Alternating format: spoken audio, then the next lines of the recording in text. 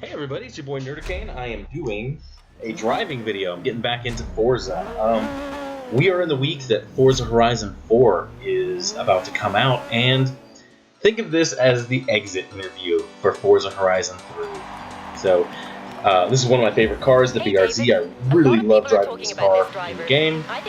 The problem is, this car in real life is a little weak in the midsection, lacks a little bit of mid-range punch, otherwise I would buy this car. But, Forza Horizon 3, I barely knew you, buddy. I got this free when I bought my Xbox. It came as a bundle, and I got Hot Wheels pack. By the way, the Hot Wheels pack, absolutely amazing. I'm sure they will do another Hot Wheels pack in the new game. But first, I'm not sure what they're doing. They just had a little bit of a crash.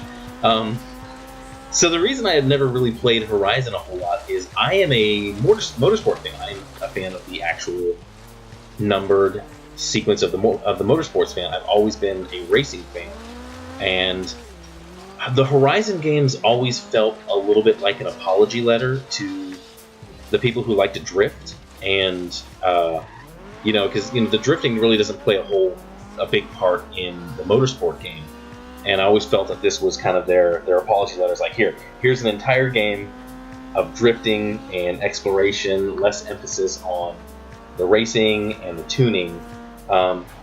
This game never really appealed to me. The Horizon games never really appealed to me until I bought the system, and I really started.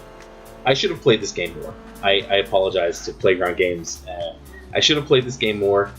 I was never really a drifter. I've kind of sort of learned to drift. You'll see some of my terrible drifting skills at the beginning of this video. But yeah, I'm actually, though, very excited for 4. I purchased the big, super crazy $100 edition, and I'll get to that in another part. I got that for free, and I'll tell you guys how to do it as well. It takes a little patience, takes a little time, takes a little dedication, but you can get it for free.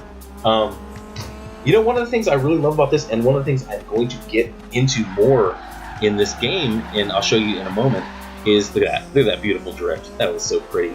And I'm sure the real drifters like Slap Train and all the other guys are like, loser. But the thing I didn't get into, and I really wish I'd gotten into more, is the photo mode.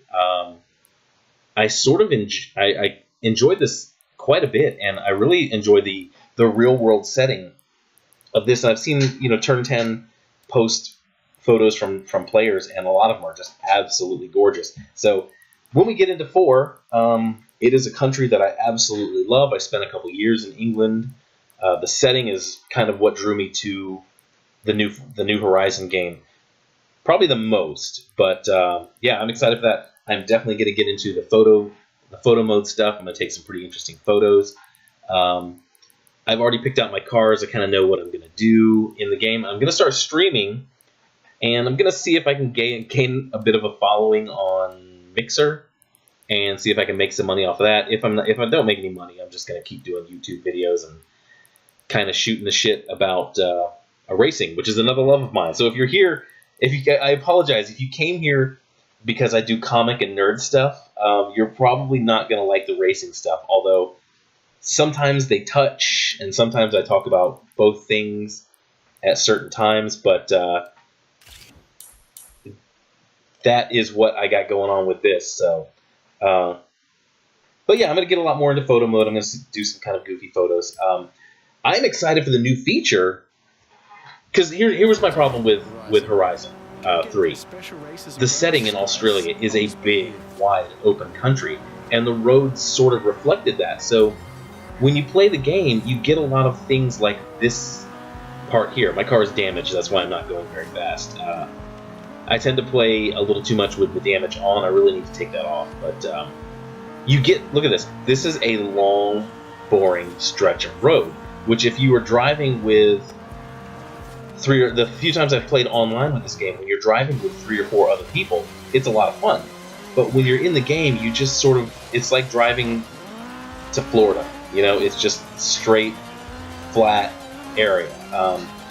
I'm going to do a lot of rally. I love the off-road stuff. I love rally racing. I don't know why it doesn't catch on bigger here in America. But I'm going to do a lot of off-road, a lot of rally stuff. in the upcoming game, and England is made for that stuff.